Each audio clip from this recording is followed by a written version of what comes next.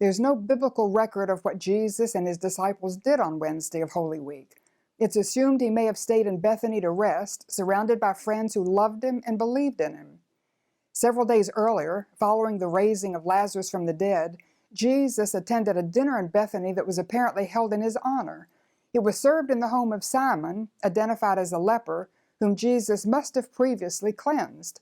The Bible gives us a glimpse of a very beautiful and meaningful scene that took place there. While Jesus was in Bethany in the home of Simon the leper, a woman came to him with an alabaster jar of very expensive perfume, which she poured out on his head as he was reclining at the table. When the disciples saw this, they were indignant. "Why this waste?" they asked. "This perfume could have been sold at a high price and the money given to the poor." Aware of this, Jesus said to them, "Why are you bothering this woman? She has done a beautiful thing to me. The poor you will always have with you, but you will not always have me. When she poured this perfume on my body, she did it to prepare me for burial. Truly I tell you, wherever this gospel is preached throughout the world, what she has done will also be told in memory of her."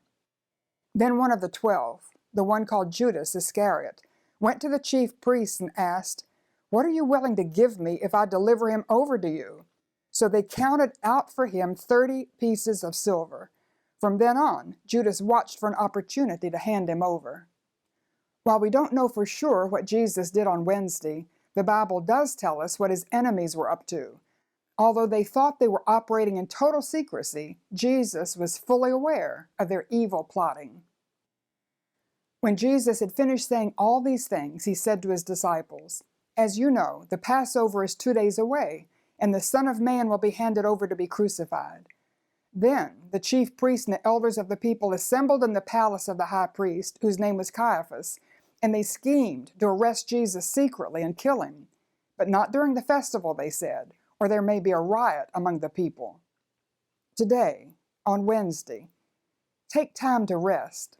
And as you do, consider the scene in the home of Simon the leper and contrast it with the scene in the palace of Caiaphas. They were radically different. Both scenes took place within hours of each other, revealing that who Jesus is and what he says has great impact. He cannot be ignored. How is he treated in your home? Either he is believed and beloved, or he is hated and rejected. Well, I'm sure no one in your home would admit to hating Jesus. Neglect, dismissal, unbelief, or even ignorance of him is rejection. There can be no middle ground.